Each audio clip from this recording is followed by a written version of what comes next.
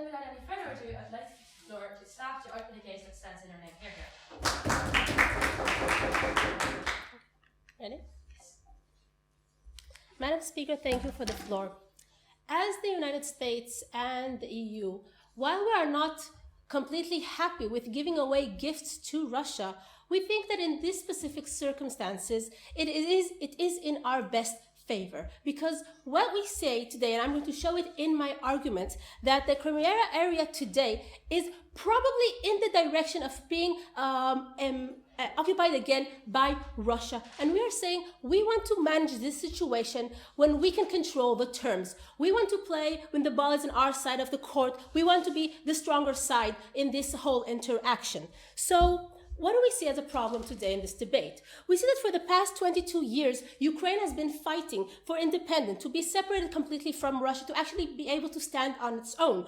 More than that, we see that the people of Ukraine want to actually join the EU, want to come closer to the West, and we'll see that the main issue that is stopping them today is actually Russia. We can see it today when the president of the Ukraine actually refused the opportunity to join the EU and took Putin's offer and preferred actually tying the knot even stronger with Russia. And we see the uprising within Ukraine today because of this situation. And we're saying that by giving the Crimea area to Russia, we're actually solving this situation, and we're getting rid of the Russian problem for Ukraine. So the mechanism that we kind of see in our heads for today is, first of all, obviously we will demand Russia to sign an agreement that, acknowledges Ukraine as an independent state with no interference, with no representative within it, etc., no control of Russia over Ukraine. Second thing we see is that obviously the West will have some sort of defense agreement with Ukraine, meaning if necessary, we are okay with putting NATO bases, for example, in Ukraine in order to provide for them the protection that they need. And the third thing that we're saying is that obviously we will allow minorities who want to move from the Crimea area, like the Tatars mentioned in the info slide, to move to further in Ukraine, for example. That's basically how we see this debate. If there are not clarifications, we will continue. So first thing, let's talk about the Crimea area, what actually is going on there. First of all, it's an area that was given as a gift from a previous Russian ruler to Ukraine in a spur of the moment. It wasn't like this great, wonderful agreement of trade or something like that. More than that, we're saying because of this, there is a vast majority of Russian citizens within this specific area. Third thing we're saying is that this area already today is not only physically closer to Russia than to the Ukraine, but we actually see there are a lot of Russian military bases within this area. And fourth thing we're saying about this area specifically is that it's in economical losses. What does it mean? The subsidies that governments give to advance this area actually cost more than the income that this area provides to the economy. What does all this show us? This shows us that that keeping this area within Ukraine is basically a lost cause. We're seeing that it's much closer to Russia. We see Russia having a great interest within these areas, and for, pretty good reason, let's face it. And we're saying that we want to make sure that when this transfer happens, because it will probably happen eventually, we want it to be under our terms as the West, when we can make the most out of it, not right now. Thank you. So when we're supporting this transfer of Crimea area to Russia for the independence of Ukraine, what we're actually getting is quiet in the area. We get Ukraine with we make sure that Ukraine has the quiet and peace that it needs to actually continue developing, to actually come closer to the West, to join the EU and develop the way it actually, and the citizens within Ukraine actually want to develop. And we prevent ourselves the big mess that will probably happen in the future. Second thing here, what do we mean by big mess? Because we acknowledge the fact that by supporting this kind of agreement, then our status as supporting our allies, as making sure that Russia does not occupy territories of Ukraine that we are signed, agreements that we are signed upon today, well, it seems like our status is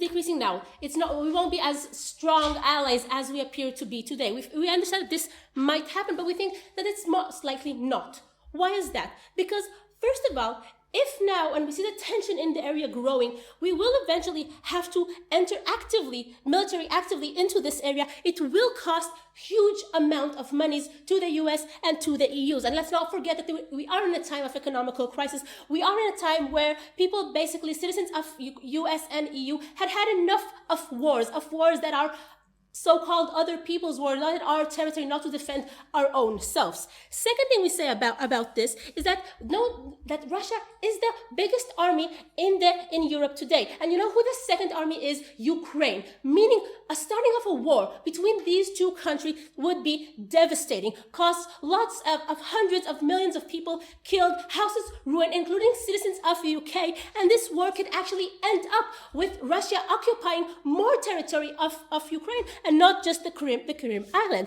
And last thing we say about this is because the vast majority of people within the Crimea area today, we say that even if we ask them, they probably, all of them, will actually choose to join back to Russia and not stay part of the Ukraine. But apparently, closing disagrees. Yeah, so considering that the Ukraine is geographically and infrastructurally connected to the Ukraine and not to Russia right now, and the Ukraine's going to constantly have to do business with Crimea as a Russian state if we allow this annexation and support this annexation, how is this going to quiet the area?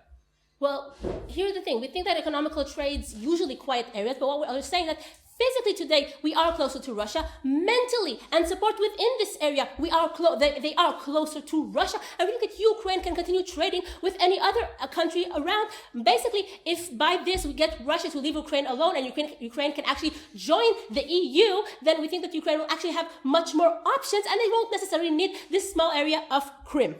So basically, what have I shown you in my speech today? First of all, we have shown you that the situation of Crimea area being transferred or occupied by Russia is probably inevitable. It will happen eventually. It will whether it happen under our terms when we can control the negotiation. We see that by supporting this proposal, we are actually making sure that this area would be quieter, meaning not necessary for us as the West to interfere, to invest more money, to invest soldiers' life within this area. We are actually probably preventing a bigger war. And last thing, we're getting the quiet that Ukraine needs, meaning we're actually making it able for them to join the EU like they want, to get a peaceful and independent life, and disconnect their knots with Russia. For all those reasons, we call you to support. Thank you.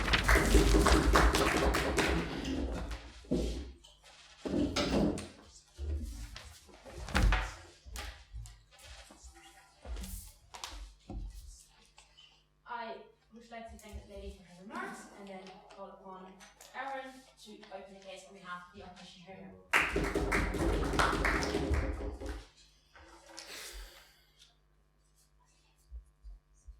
Thank you, Madam Speaker. Our case today is going to be based on two very fundamental foundations of how freedom and independence works in theory and practice, and about how Europe should define itself in relation to Russia, in relation to the Eastern countries of Europe in general, how the European Union and the Western powers, the sort of, like flag bearers of democracy and freedom, should sort of associate themselves with regional rifts in the eastern half of the continent, right? But I first want to get into a couple of points of analysis about why we think that opening government fundamentally misunderstands what independence means, how it functions, how it actually works, right?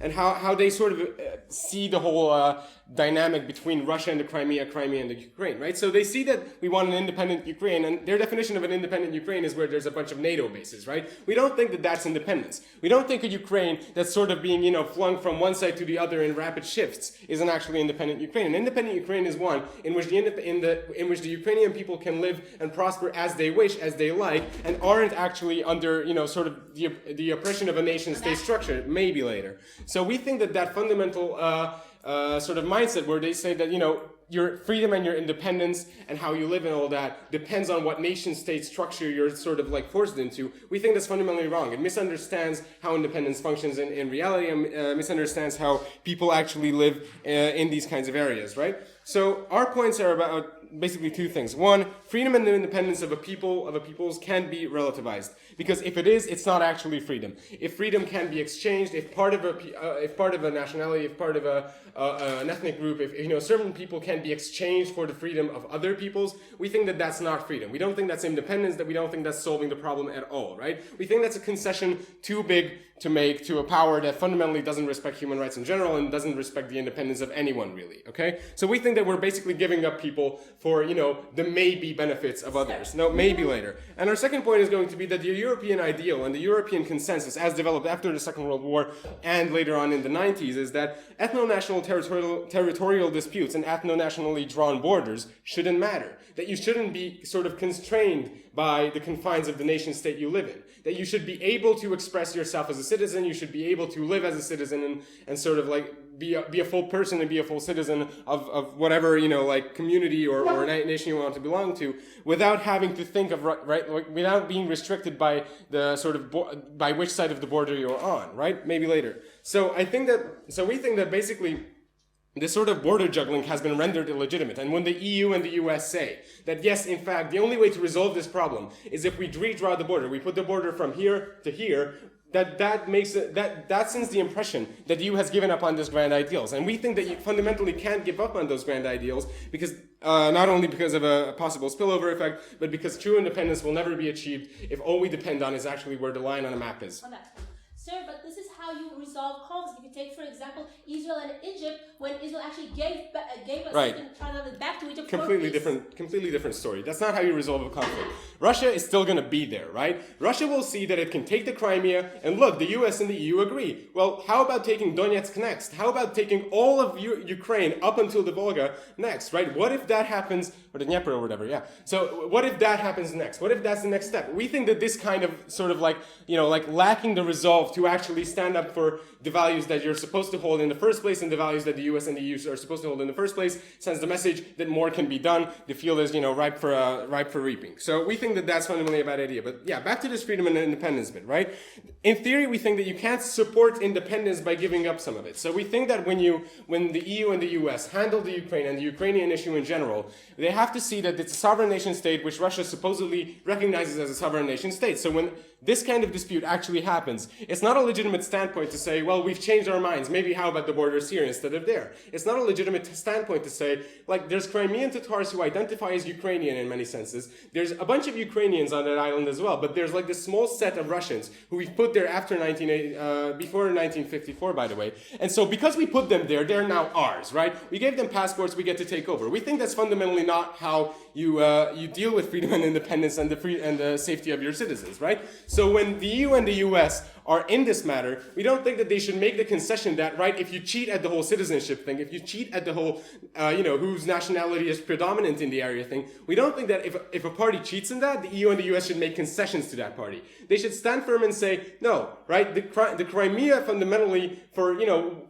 however far you look back, has sort of mostly belonged to the Ukraine. Yes, there was a Russian military base there. Yes, the Russians gave a bunch of passports to people there. That doesn't make the area fundamentally Russian. It doesn't mean that it's suddenly a homogeneously Russian area. There's still minority interest there. And since we know that Russia doesn't really deal with minority interest in a good way, we shouldn't give it to them because the Crimeans, the Tatars, the Ukrainians, and all those people are going to be fundamentally, you know, abused in that area under Russian rule. So we shouldn't give up freedom and independence of some to achieve it for some other entity, right? We think that's a very sort of skewed concession. And in practice, a country compromised on its territorial integrity with an unresolved social and economic and identification problem and conflict on its border, right? Still, Ukraine is still bordering Russia, is not actually politically untouched. It's not politically independent. If Russia is still there, if Russia still thinks that it can go further, that's not independence. That's, you know, a new, even worse status quo in our opinion, because we have given up the Crimea. We haven't actually ensured that independence for the Ukraine is guaranteed, right?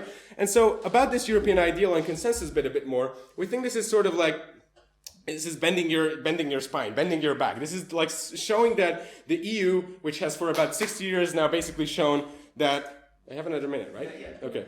The EU, which has shown for about, 50, 60 years that it's very strong in its sort of in discarding the idea of nation states being the prime and sole denominators of people. The EU, which has stood firm on the side of not actually being sort of this border juggling entity, but resolving conflicts across borders and without respect to borders. We think that the EU can't say that, okay, so all of a sudden, out of, sheer practicality and sheer sudden, resolution of conflict, thing, that because we want to, exert our influence on the East, we can now abandon this principle of not, juggling around with borders. We don't think that that's really a sort of like a strong message to send, and one that we shouldn't be sending to an entity that's actually trying to get closer to us, which is the Ukraine in general, right? So we think the sovereignty should be irrelevant, and that's a principle that the EU and the US has upheld. Sovereignty should be irrelevant when you talk about the peace and prosperity that people face in their everyday lives. And we think that people's lives in general shouldn't depend on whatever the border they're on. But if we do indeed start rejuggling these borders because we have to make a concession, as they've said, and we have to resolve a conflict, which is not guaranteed in their model that it will be resolved,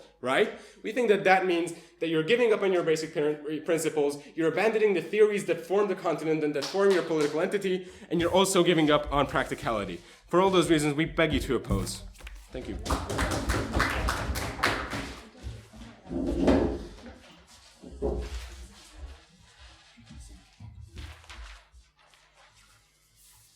Let's make the speaker have his remarks and then call upon down to the case we have here.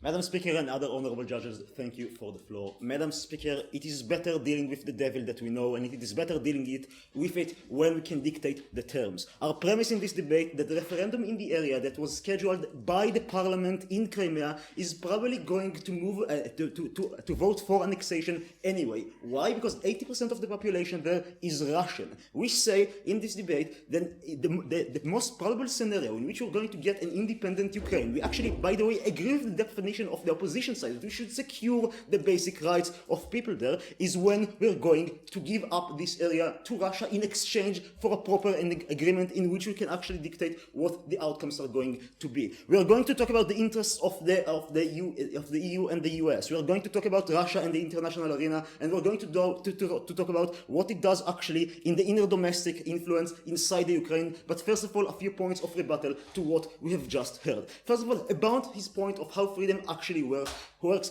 please pay attention that this point remained on the abstract level. We didn't hear an explanation how actually people are going to be influenced by this suggestion, and moreover, because this area is probably going to be annexed anyway, but by democratic selection we say that we're going to have a much more bigger chance to do something good for the other people in the Ukraine with getting an agreement out of it. Second of all, in this point, he said that you should be able to express yourself. So we again remind you that most people will actually want to move. And moreover, we say that the endpoint and the comparison in this debate is going to be determined on where we're getting more rights for people that actually want this right, which is the rest of the Ukraine. Regarding the point in this, regarding this point, that the influence of Russia in the international circuit, I'm going to deal with it at length in my substantive material, but please pay attention to another couple of other things. He didn't actually rebut our entire points of the chances of war that are going to happen, because the Ukraine has a huge army and Russia has a huge army too, and the chances of conflicts will going to rise.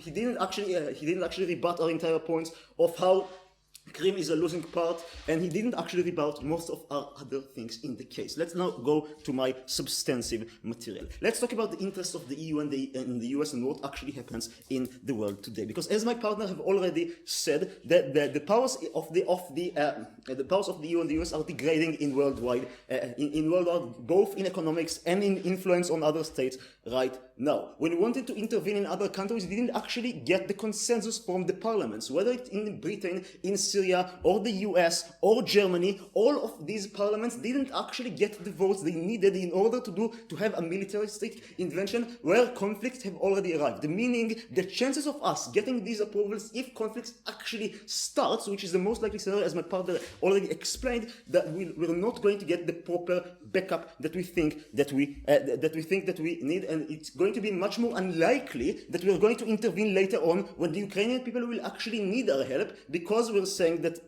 because of our analysis later on. But we say that let's actually decide how this conflict is going to influence other conflicts worldwide. Because what we say is that the problem that the West has today is a problem in the international circuit is a problem of looks. What we say is that under this mechanism, it looks like we are the people who take control of the situation. We can actually advocate. We can actually talk to people, and we can actually represent it in a way in which it doesn't look like a loss. Why it will not look like a loss? Because most people will probably want to move anyway. Again, 80% Russian. Why? Because second reason, because the Tatarians, all of the Ukrainians can actually move to other regions in the country, as already said in the mechanism. Because this actually was a gift that given by Gorbachev or Khrushchev, of one of them, I don't know to remember, to the Ukraine, and it was just a whims that it was given anyway. Meaning, it will not look like that we're losing something because of it. What are we gaining by this scenario? We're going to gain the idea that something has done, that we've actually made an agreement that is going to secure the rest, that is going to secure the rest of the US. And even if you do not buy this point, we're saying that if the tension actually rises later on, us not being able to intervene, which is the likely scenario because of what happened in Syria, which actually has a much bigger conflict, is going to hurt our looks much more seriously, meaning that it's the best way that we're going to lose face, which actually has many other influences, like trading agreements around the world, like the power that we and influences that we have as the EU and US on other countries, because we're not going to lose all of this soft power that we have. Because and again, even if you didn't buy the sum of this point, that even if you didn't buy the fact that it's going to look good because of the realities in this area, that at least it will not look worse afterwards when the tension rises, and we will not be able to intervene later on. Let's talk about Russia in a second. Let's talk about Russia in the international arena, but before that, yes. Why should the Crimean Tatars have to relocate? Because the EU wants to save face. Okay, what we're going to say is that first of all, they've actually returned back to this place right now. Second of all, this is the best scenario that they're going to actually have proper lives, because again, it's going to move to Russia anyway. There are 80% Russian there, they're most likely to vote, meaning that both on the theoretical level and on the practical level, this POI is not relevant. Let's talk about Russia in the international arena. First of all, again, it's a losing region, and Russia is already there on the ground, meaning they actually have forces there. They are the forces that are deployed in Sevastopol and their entire military utilizer. There. But moreover, Russia right now actually makes trading agreements with other countries, the Euro-Asian agreements. What we say is that actually by annexing, we're actually going to hurt Russia if we're not going to do something for the West. Why? Because countries like Belarus, because countries like Kazakhstan are going to be afraid and are less likely to join countries like Russia in trading agreements in which they're on the ballot right now. Meaning, as the West, we actually have the interest of them not joining Russia, and actually have the interest of them being independent, or at least joining us, or at least being independent. How come? Because we're already losing the trading powers that we have there with China. We're already losing these things with other places in the world. We want to cancel them. What we're actually saying, the bottom line of this point, is that we're going to lose these trading agreements. We're going to get a losing subsidy, which will actually not going to do such a bigger influence. Let's talk briefly about what's going to happen in the inner Ukraine. First of all, they're going to get an agreement. They're going to get a ratified agreement which actually secures the right of the rest of the country. We're going to deploy NATO, but what we're going to deploy NATO for, to ensure that Russians are not going to progress more. Second of all, we're going to be able and there'll still going to be a sovereign state. So second of all, they're going to still be happy with some agreement because the West will intervene. It looks like we're active. They're going to get a reassurance that the West cares about them. And again, the only comparison that you actually need to do is a comparison that's going to be later on in this debate, because okay. So I do not have more time, in which case I'm going to say thank you very much. And if you want.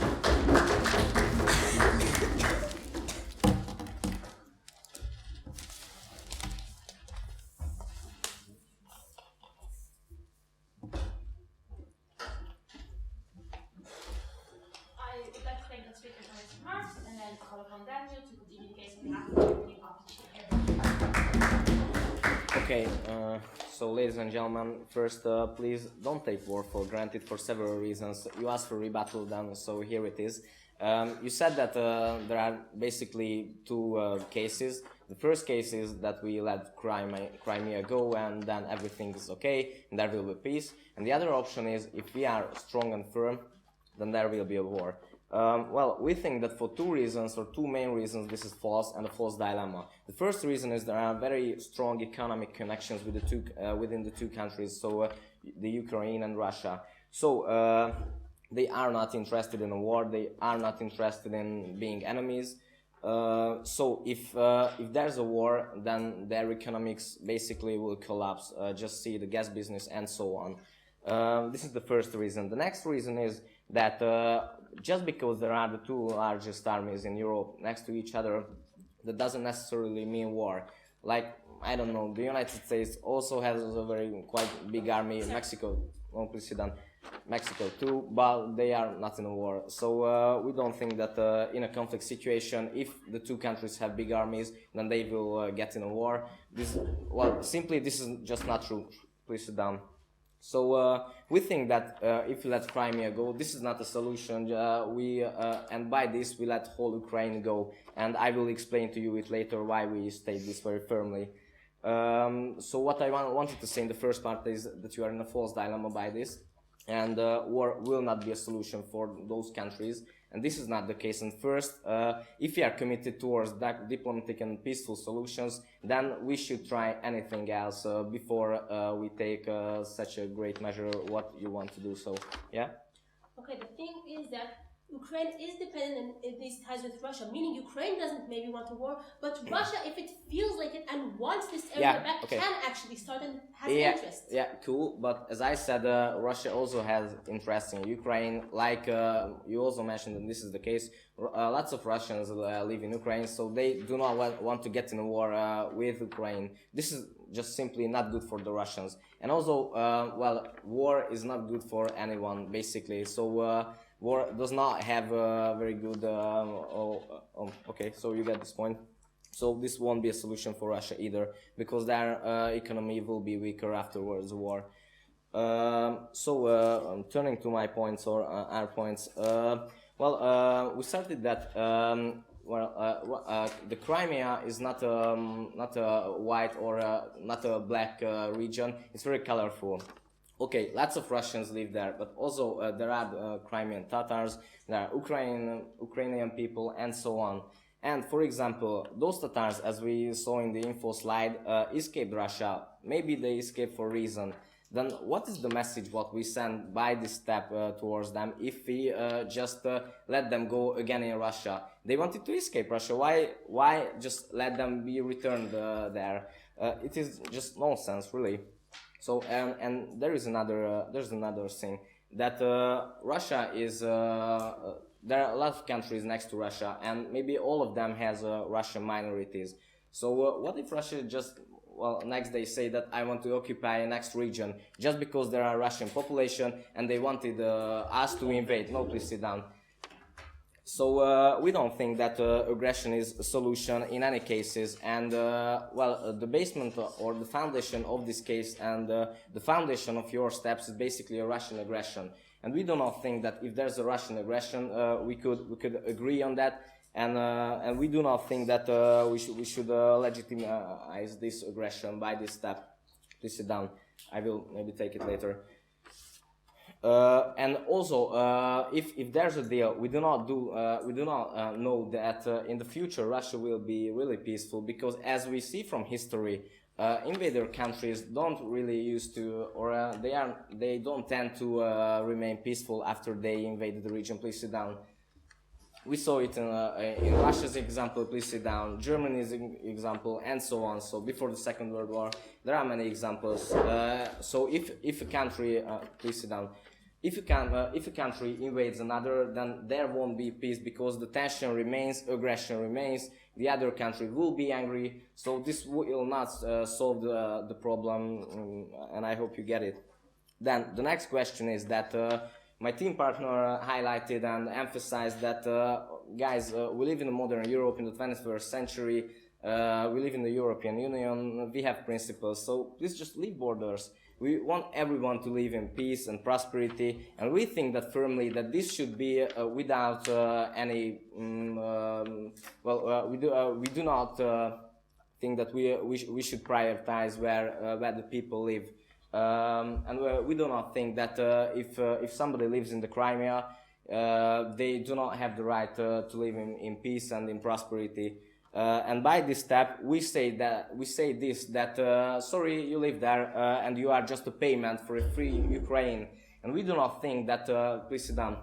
We do not think that men and their lives and their freedom, their prosperity, their houses, their national identity, or, for example, the Tatars' identity, the Ukrainian.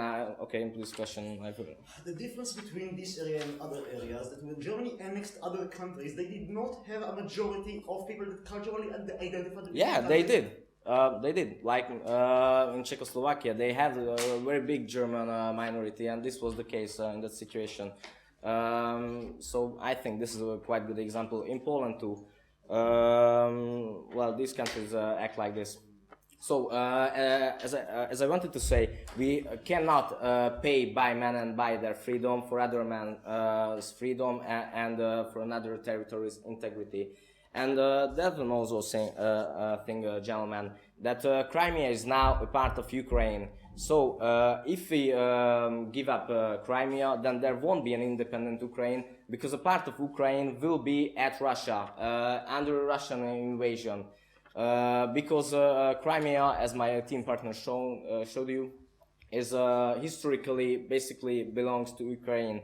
And this is the reason why we say that if we let just Crimea go and give it to Russia, then there won't be an independent Ukraine, and there will be and the tension remains, and the oppression remains, and this procedure will go on. So for these reasons, please oppose the motion.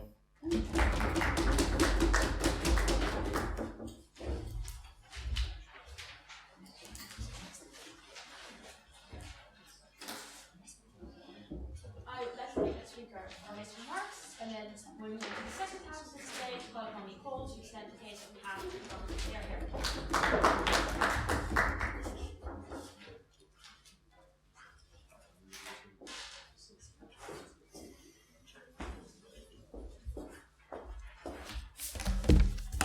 Do you want to hold that for you? No, it's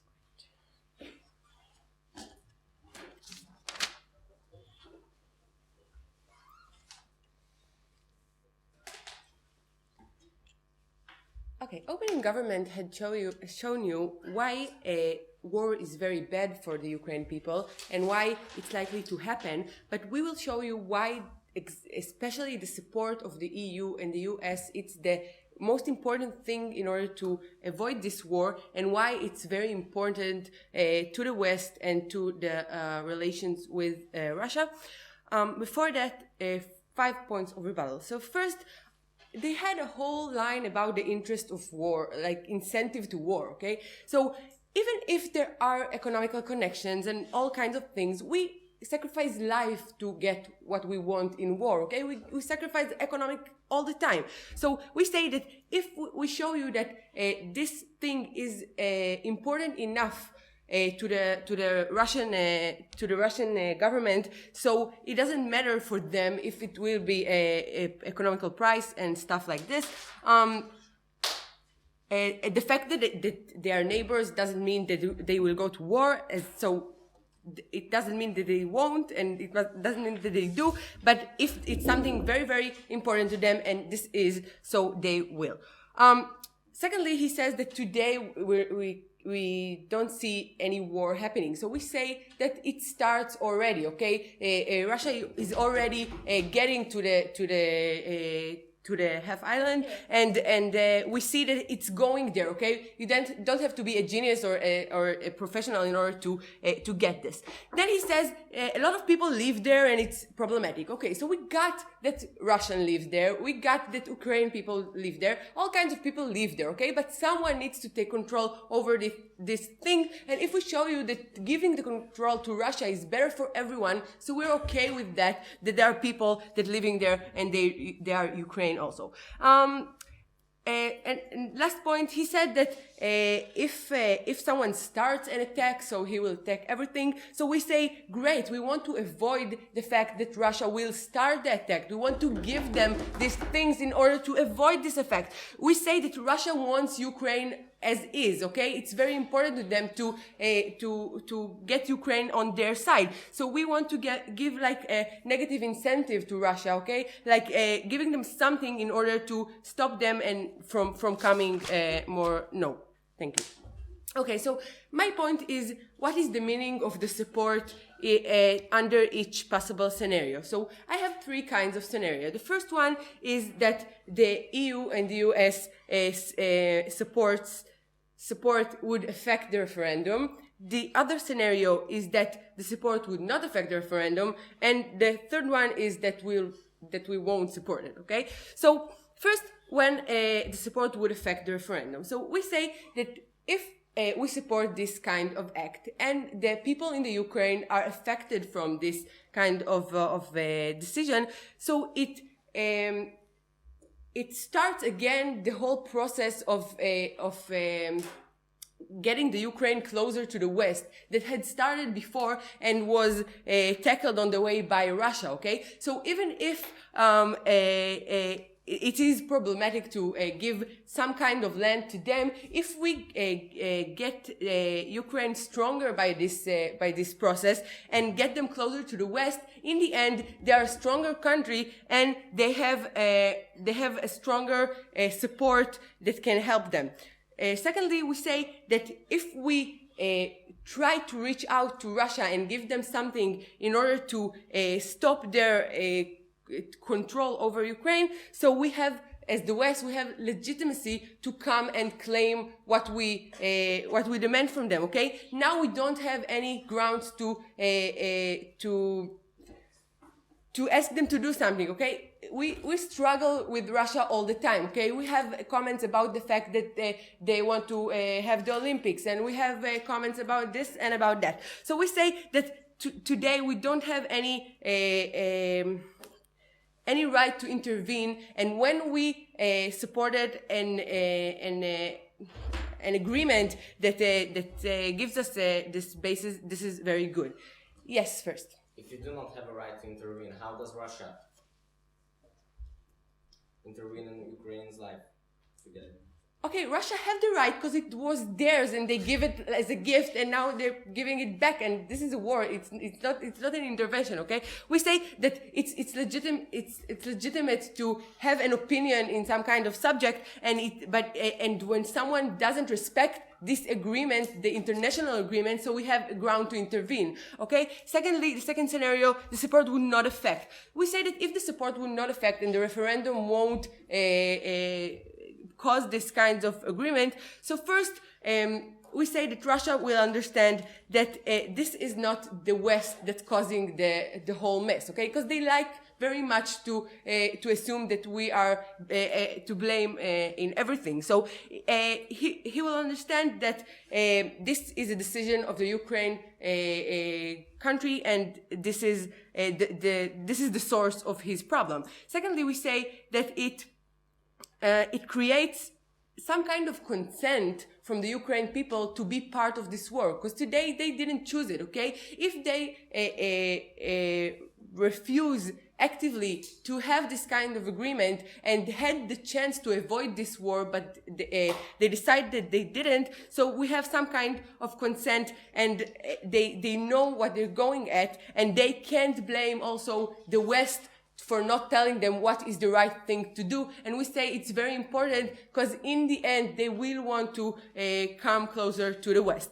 And the last scenario is when we have no support from the EU and the US. So we say that if we don't support this, First, we're going against Russia. This is very bad because we have history of conflicts and we don't want to start it again. Secondly, we say it doesn't mean it will help. Okay, maybe we won't support it, and still the Ukraine people will accept this kind of agreement. So we say that if it doesn't help, so we just have a tension between us and Russia, and that is unnecessary. Thirdly, when it incentivizes the Russian to invade, because they don't just want to take the land, they also want to go against the West that is want to get Ukraine closer. For all those reasons, we propose.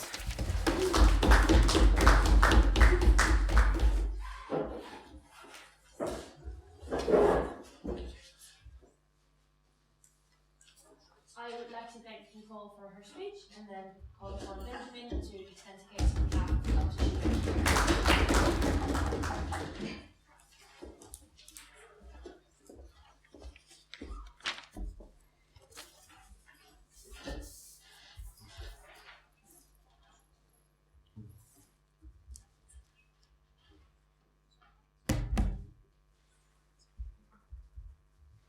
Everyone ready?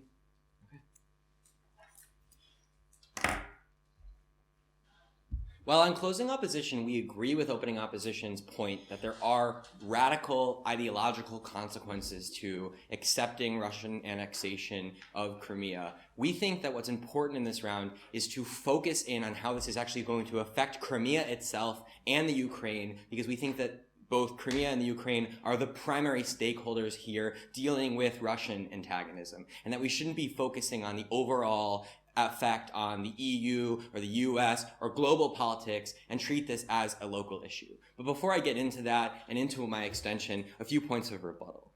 So first and most important is the fact that these agreements that we're talking about Russia signing, that they're not going to intervene with the Ukraine, are worth the paper they're printed on. We think that we've seen Russia break international agreements before, most recently in Syria, where they sell arms to Bashar al-Assad, even though the international community condemns that. We don't think that Putin and the Russia that exists in the modern sphere is a Russia that's going to toe the line of an international agreement when it clearly could benefit from breaking it. We've seen Russia do this in the past. We also think that another important thing that we hear from the government bench that adds weight to this is the fact that they say that we're not going to intervene. We've already seen Barack Obama, for example, set a red line in Syria and then not intervene. Why does Putin, seeing this happen, think that NATO is going to defend the Ukraine if he commits acts of further aggression? I think that we all can agree, based upon this analysis, that the agreement that Russia is going to sign is just a piece of paper. But you disagree.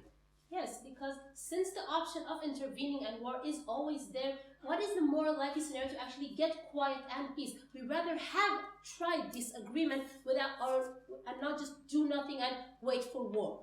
We're not going to do nothing and wait for war. We're going to allow for this referendum to deal with itself without supporting the annexation and ensuring that this annexation is going to happen. It's actually wonderful that you brought this up, because it leads into the second thing that I think is critical to rebut in this round, which is that we decide as the EU and the US how this referendum is going to deal with itself. And the reason why that's the case is because the citizens of Crimea are not stupid. They recognize, as the opposition bench has consistently pointed out, that they are dependent on Ukraine economically, infrastructurally. Almost all of the water that goes into Crimea comes from the Ukraine. Almost all of the power that goes into Crimea comes from the Ukraine, which means that if they're annexed by Russia, they lose these ties to central infrastructural features that are going to make their lives either very easy going forward into the future or very hard. A Ukrainian tactic to deal with Russian antagonism in Crimea was to just turn the power off to the entire region of Crimea. It's something that the Ukrainians can do if they wish, and I don't think that the Crimeans want to distance themselves from the hand that feeds them.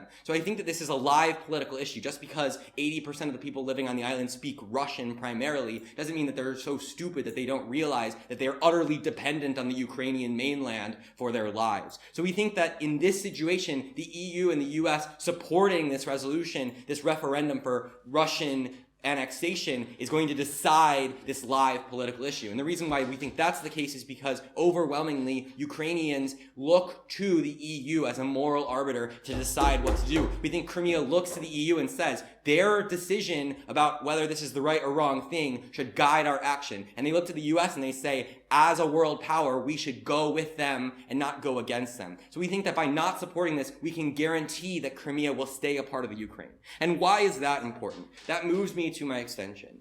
So basically it's important because if Crimea is annexed by Russia, it's going to A, sow incredible problems in Crimea itself, and B, sow incredible problems for the Ukrainian state moving forward. We think that the way that we achieve stability is by stabilizing the multi-ethnic region of Crimea and stabilizing the multi-ethnic Ukrainian state. We think that what happens if Crimea is annexed is first off, the minority communities that exist there, the Tatars and Ukrainians who don't support this annexation, are going to be marginalized by Russian control. We think that Putin already has shown that he buys into an ethnic conception of Russianness by the fact that he completely subjugates, for example, Chechnyan Muslims in Russia. He's going to do the same thing to the Tatar Muslims in Crimea if they become a part of that state, because he thinks that there's only one kind of Russian and that everyone else is other.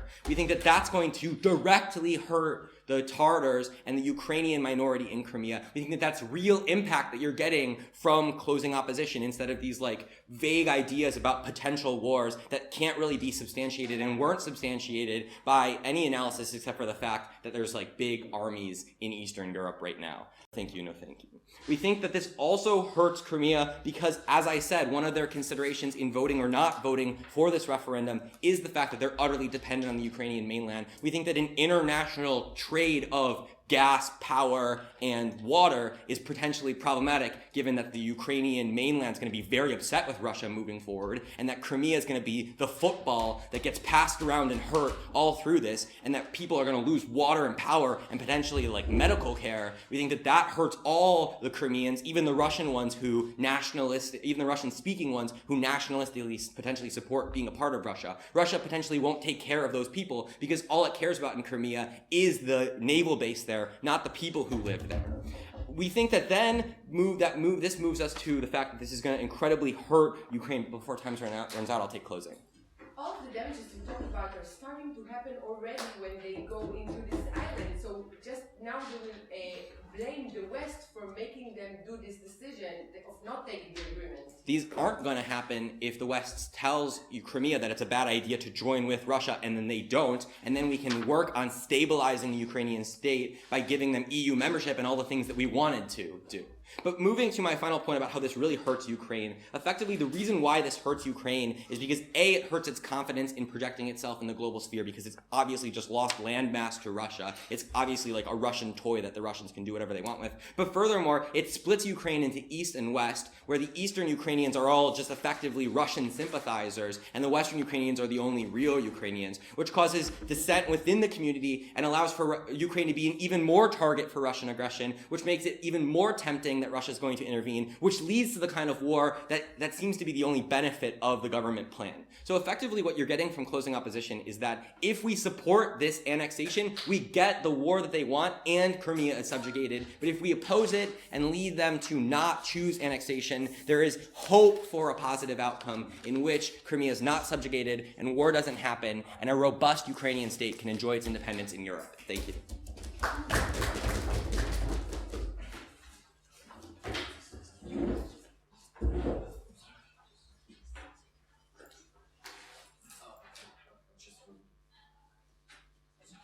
Let's thank that speaker for his remarks and then call upon Ido. I need to point your name on my ballot. Ido to close the case on behalf of the government. Here.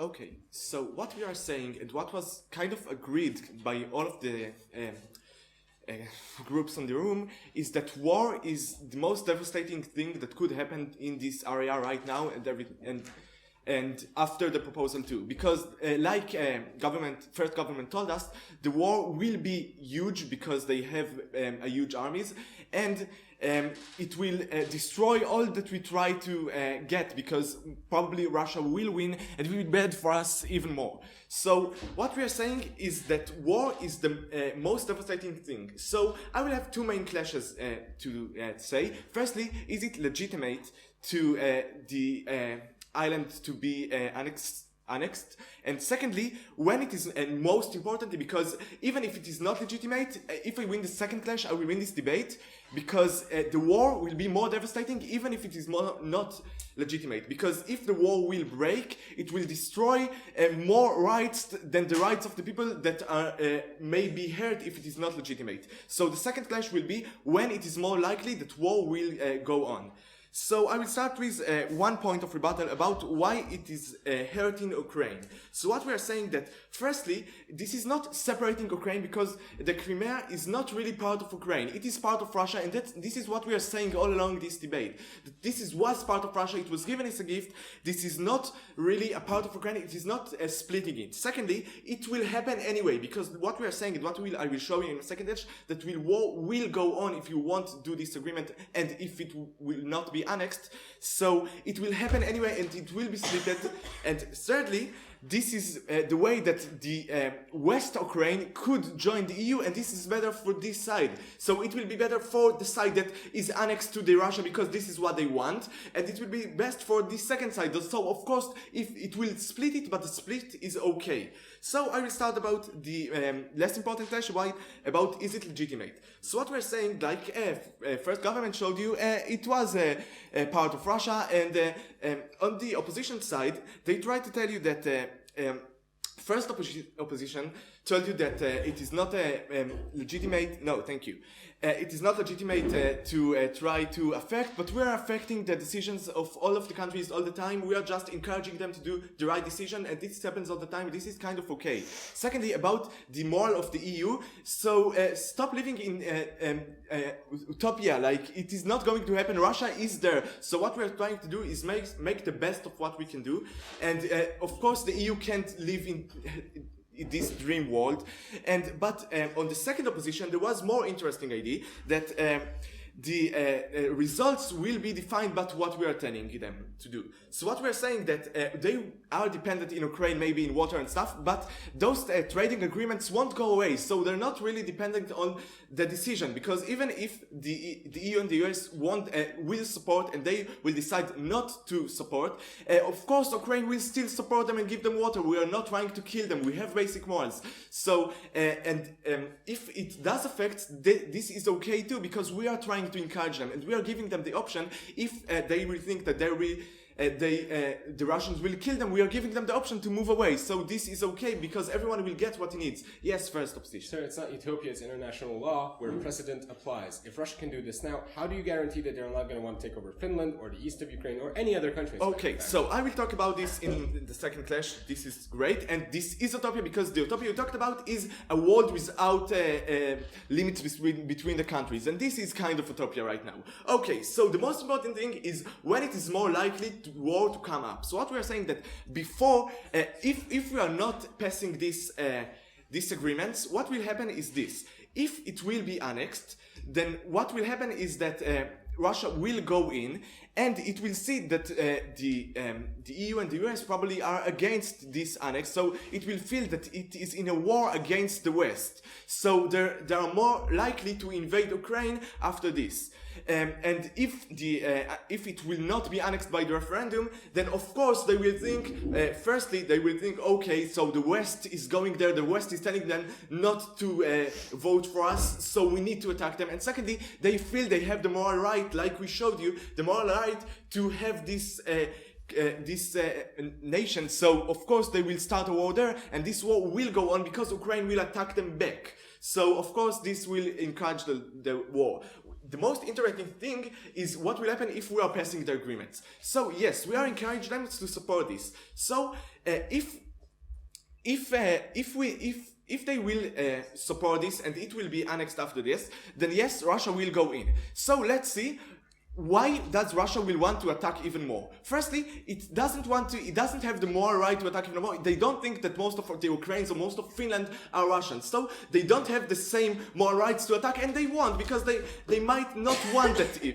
Secondly, even if they want it, like first government showed you, before the agreement, we won't attack them. But what we are saying that after the agreement, if they will attack, we could attack back, because our parliaments will pass it on, because they will see that they have broken the agreement. So of course we will attack them.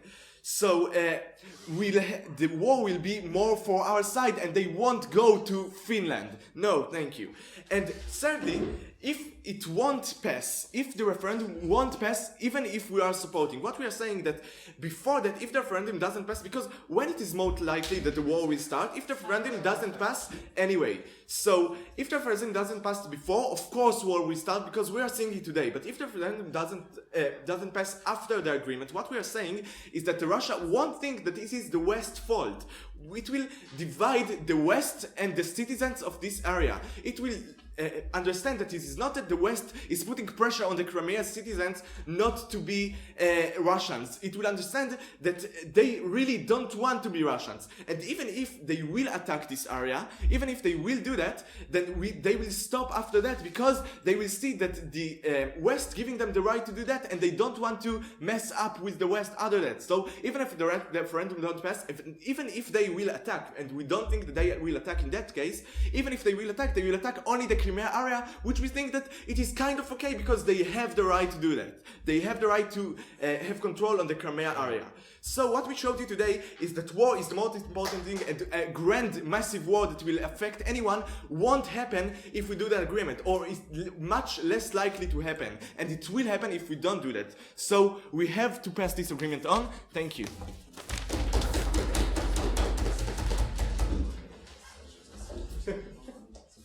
I'd like to thank you all for your speech, and then call upon Spencer to close this debate. We have the opposition and the debate as all here.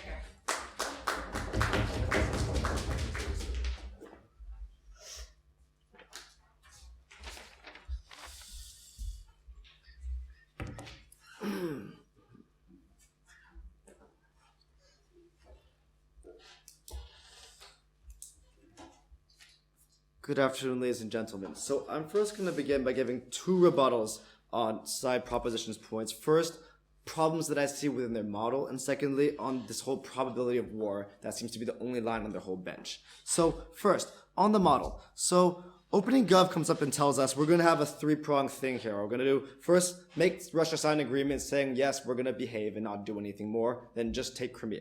Secondly, they say we have a defense agreement so we can move NATO bases into Ukraine, which is going to, quote-unquote, make it independent.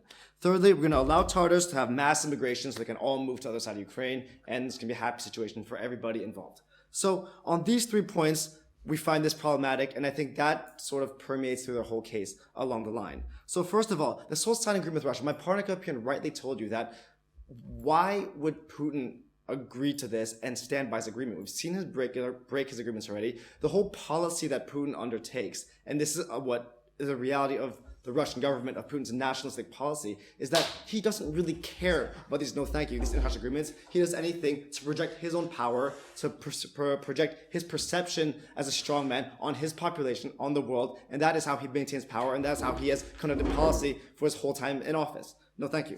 Secondly, this whole defense agreement with Russia, with Ukraine.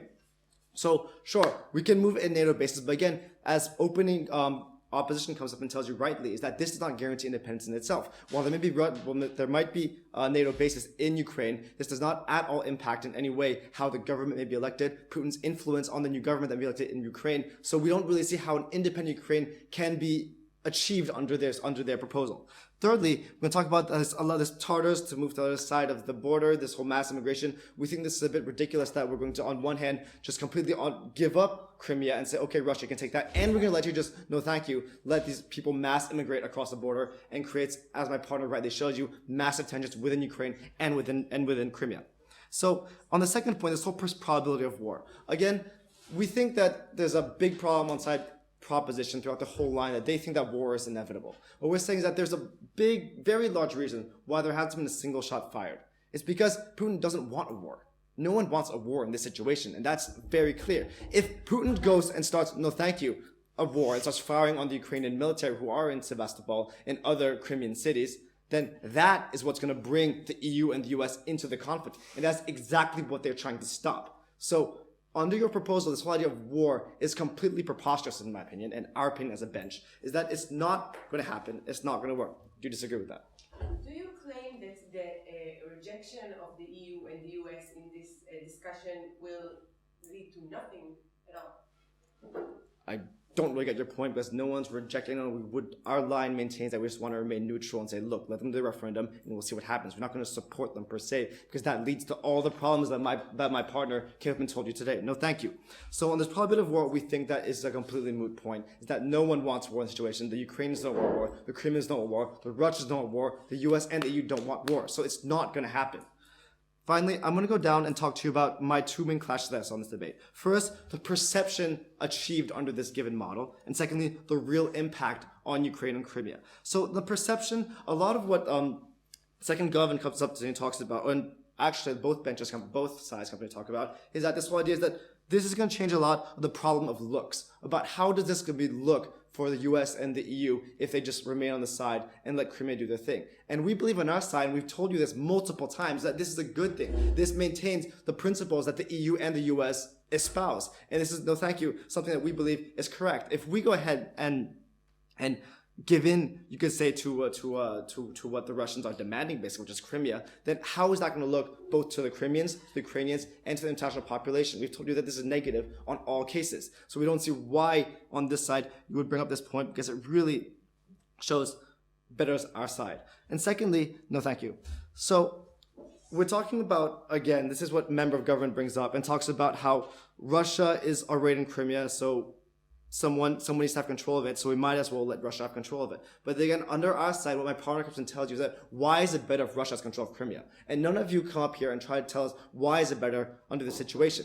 It's not going to create anything better. No, thank you. There are tensions that are created both because of this mass immigration, which will probably cause many problems in itself from the Tatars who are moving across. But then again, as we've pointed out, it's a region that's a lot of diversity in already that makes it very complicated for you to make this as clear-cut as you try to put it, saying, look, it's basically Russia, so we might as well let them in. No, thank you. And actually, you brought up a good point about this whole, well, they have a right to attack Crimea already because it's de facto Crimea, it's de facto Russian, which we think is completely wrong in the international perspective, because as we see, Crimea is actually de facto Ukraine right now. So the fact that you're saying is that Russia is allowed to just attack Crimea in that sense is completely ridiculous and completely against the norms of the international community and what we see today.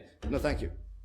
So secondly, I'm talking about the real impact on Ukraine and Crimea. So my partners have been told you all about this, what happens in Ukraine and what happens in Crimea. So we see that this is going to destabilize the region in itself. If we try to meddle on all this, and again, this is going to be poking the bear that is Russia as well. So we don't see how any of this is going to lead to anything productive in itself. On one hand, on a more micro scale, there's a huge impact on Crimea, onto the Tatars. No, thank you. We believe that the harms involved on the Tatars, both those who decide to stay and who are persecuted, and those who decide to move and have to give up everything they own, no thank you, to move across the border to satisfy the US and the EU are putting no skin in the game. We think that this is something that is completely wrong, and it doesn't actually impact what this debate is actually about, which is a local issue, which is about Ukraine and Crimea, not the perception of the US and the EU, which is what a lot of you talk about, and which is very much on the periphery of this debate.